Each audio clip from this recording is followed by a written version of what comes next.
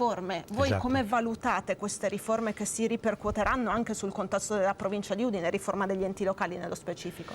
Noi notiamo particolarmente che non vuole essere una critica, ma una presa d'atto, che nel voler dimostrare di fare qualche cosa si sta sbagliando qualcosa, a tutti i costi si vuol fare.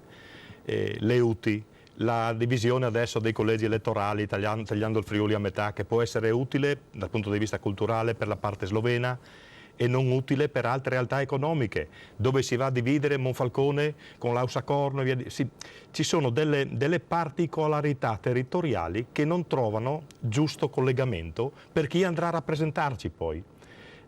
Probabilmente doveva essere considerato un momentino di più quelle che sono le realtà produttive locali e quelli che sono anche i sindaci, che hanno anche delle grandi città semplicemente, non vi dico di tutti, ma di capire qual è la necessità del nostro territorio e su quella base. Non dico di fare delle zone a macchia di leopardo, che sarebbe una cosa impossibile, ma qualcosa di meglio senz'altro si poteva fare. Sembra quasi che ci sia stata una volontà di punire determinate forze e dividere in una certa maniera, non è una cosa buona. Anche in questo caso spazio alle proposte dal vostro Esatto. movimento, dal vostro gruppo, che proposte arrivano? Ma noi ci aspettavamo, dico la verità, di unire, almeno per quanto riguarda il collegio elettorale, le realtà marittime, quindi andando da Trieste e arrivando fino a Portogruaro, per essere chiaro, dove è talmente intrinseco il discorso industria, trasporti e tutto il resto, che era logico per una persona che andava a rappresentarci non dover mediare poi con il vicino per il territorio. È una cosa talmente logica che non è possibile trascurarla, ecco.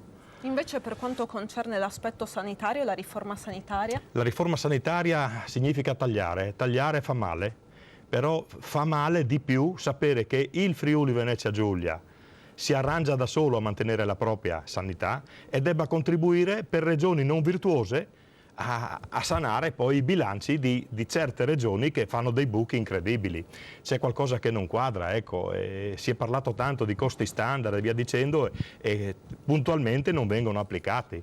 C'è qualcosa che non quadra, ecco, oltre che agli slogan deve essere, se le regole vogliamo farle cominciare a rispettare da tutti, farle rispettare da tutti, bisogna farlo.